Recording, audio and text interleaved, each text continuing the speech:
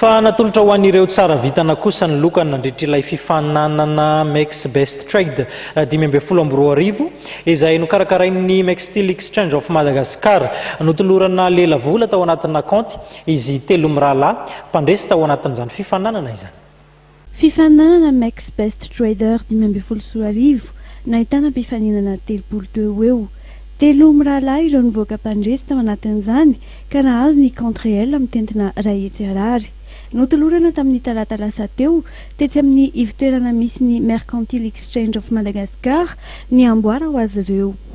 Manana ny ambarany ihany koa ireo mpifaninana manoloana ny fizotran'ny lalao izay nifaninanana. Ny votoatin'ny lalao Max Best Trader moa dia ny fahaiza mikirakira ireny plateforme de trading ireny. Tsy mora ny lalao ary mila fifantohana tanteraka.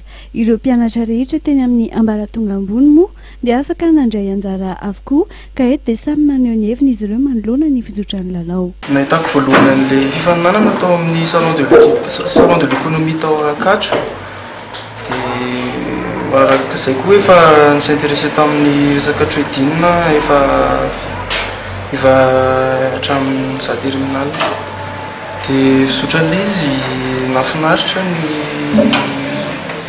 nandritra ilay fifaninanana satria indraindray ilay izy mampeta-ketana rehefa mahazo profit ianao na very na mahazo perte hitraka efa azo ngamba teo amin'ny analyse technique no tena mijereko bebe kokoa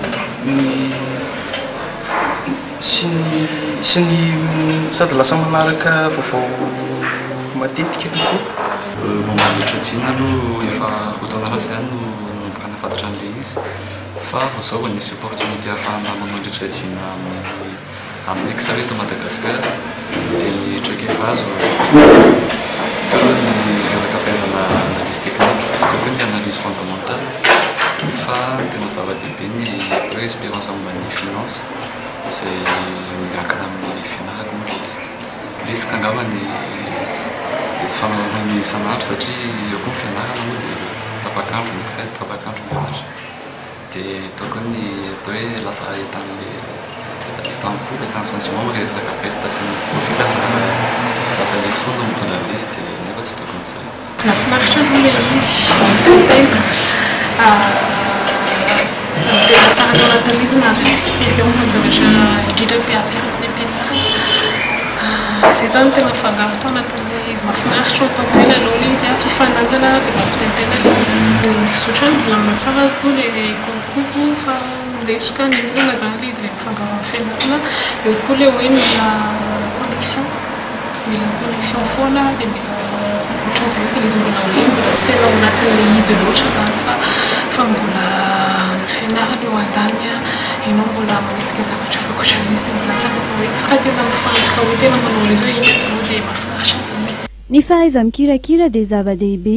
Marina moa fa voalohany Mercantile Exchange of Madagascar eto amintsika no mitondra ny marché boursier eo amin'ny sehatra Arabatra. Ho an'ny taona 2024 dia ny volana May no isy ny fifaninanana manaraka ampiomanana sahady ireo mpianatra rehetra eny amin'ny ambaratonga ambony rehetra.